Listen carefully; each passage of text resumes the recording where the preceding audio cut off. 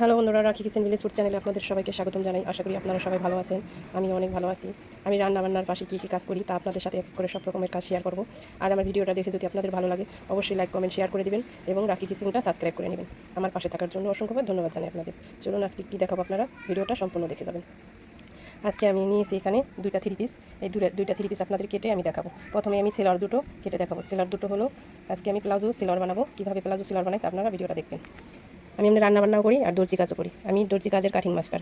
কীভাবে আমি সেলরটা কাটি তা আপনারা দেখবেন। এখানে আমার দুটো থ্রি পিস,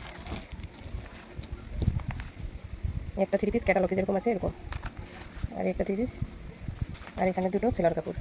একটা সেলার কাপড় এক কালারের আর একটা সেলার কাপড় এক কালারের, আর এখানে দুটো হলো থ্রি পিসের কাপড়। থ্রি পিস দুটো পরে কাটবো, আর আগে প্রথমে সেলার দুটো কেটে নেব। চলো, সেলার দুটো কাপড় দুটো আমি আগে থাকতেই আয়রন করে নিয়েছিলাম, সমান করে 4 ভাঁজে ভাঁজ করে নিয়েছিলাম আয়রন করে।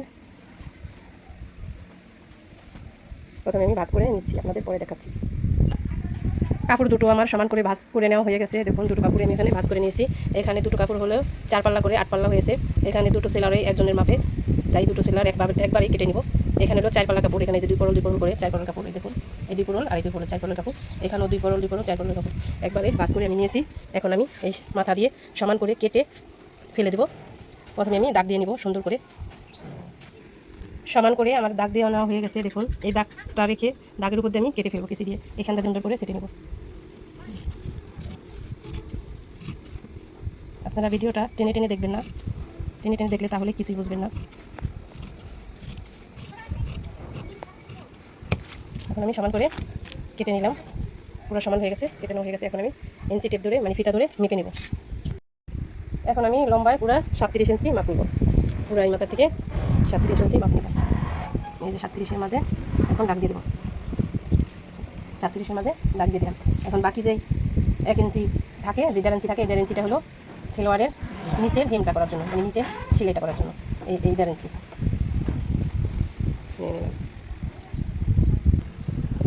হেমটা সেলাই করার জন্য যেই কাপড়টা রেখেছি, এখন এখান থেকে স্কেল ধরে আমি মাপ দিয়ে নিব। এখান থেকে স্কেল দিয়ে মাপ দিয়ে নিব, মানে একটা দাগ দিয়ে নিব। এখন আমি নিব সেলোয়ারের মুহুরিটা।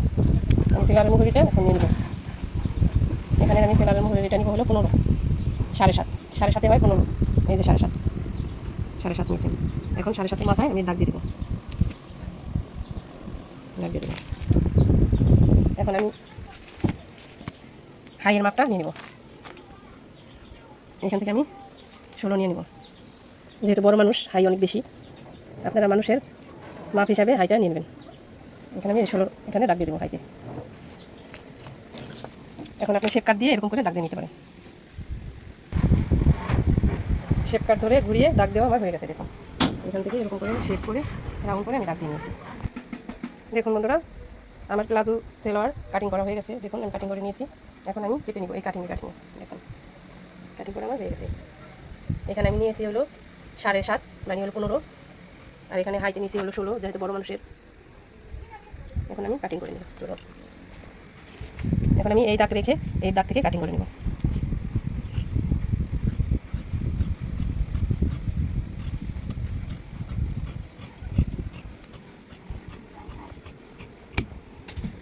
দেখুন, সেলোয়ারটা কাটিং করে নেওয়া হয়ে গেছে। দেখুন, কাটিং করে নেওয়া হয়ে গেছে সেলোয়ারটা। যেহেতু উপর দিয়ে কাপড়টা একটু কম আছে, এখানে আমি আরও 2 ইঞ্চি বাড়াইয়ে নেব। এখানে যে কাপড়টা রয়েছে এই কাপড় স্থান দিয়ে ভাগ করে নিব। 2 ইঞ্চি করে ভাগ করে নেব, যেহেতু কোমরের পাট 2টা হয়। কেটে নেওয়া হয়ে গেছে। এখানে 2টা করে সেলারের পাট কাটা হয়ে গেল। এখন সেলারের পট্টিটা আমি কেটে নেব। এই কাপড়টা দিয়ে আমি পট্টিটা কেটে নেব। পট্টিটা আপনারা এইভাবে ভাঁজ করবেন। একটা সেলারে 2টা করে পট্টি লাগে, তাই 2টা সেলারে 4টা পট্টি হবে। এখন এইভাবে ভাঁজ করে নেবেন আপনারা। ভাঁজ করে নেবেন। পট্টিটা আমি ভাঁজ করে নিয়েছি। এখন আমি আপনারা এখান থেকে ধরে এখান থেকে কেসির মাথা ঢুকিয়ে আস্তে আস্তে আস্তে আস্তে কেটে নেবেন। যেহেতু আমি এক হাত দিয়ে কাজ করতেছি আর হাত দিয়ে ক্যামেরা ধরছি, এই কাপড়টা নড়তেছে। 2 হাত ব্যবহার করলে তখন আর কাপড়টা নড়বে না।